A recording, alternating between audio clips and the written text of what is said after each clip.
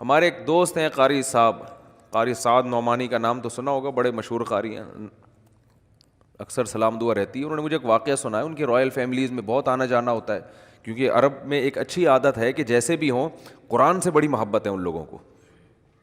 عمل میں کوتاہی اپنی جگہ، لیکن قرآن کی تلاوت کے پروگرام اور قاریوں کے ساتھ تعلق یہ عرب میں بہت ہے. تو جو بڑے بڑے مشہور قاری ہیں نا، ان کو عرب کے بڑے بڑے یعنی جو بادشاہ ہیں وہ انوائٹ کرتے ہیں. ہمارے یہاں تو قاریوں کو کوئی لفٹ، کبھی سنا وزیر اعظم نے قاری صاحب کو بلایا؟ کبھی سنا؟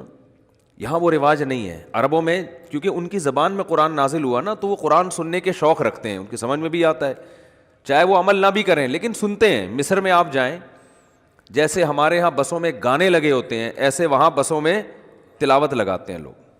اور میں عربوں کے ساتھ رہا بھی ہوں، بہت زیادہ قرآن سنتے. میں نے عربوں کے ہاتھ میں ریڈیو دیکھے، بہت پرانی بات ہے، 20 سال ہو گئے. ہمارے یہاں مدرسے میں آیا کرتے تھے بہت. تو وہ کیا کرتے تھے کہ وہ جب فارغ بیٹھے تلاوت سننا شروع. ہمارے یہاں تلاوت سننے کا ایسا ٹرینڈ نہیں ہے. تو کہتے ہیں میں نے کسی عرب ملک میں جانا ہوا، وہاں رائل فیملی کے کچھ لوگ، تو ایک شہزادہ جو تھا وہ کہیں عیاش ہوگا، شراب کے نشے میں نشے میں مدہوش، اس کو لایا گیا نا کہ بھائی یہ پتہ نہیں کہاں سے ملا ہے شاہی محل میں. کہہ رہے میں بھی بیٹھا ہوا. اس کو جیسے ہی لے کر آئے ہیں، نماز کا ٹائم نکل رہا تھا، فوراً اس نے وضو کیا ایسے کر کے نا، جلدی جلدی نماز پڑھ رہے ہیں.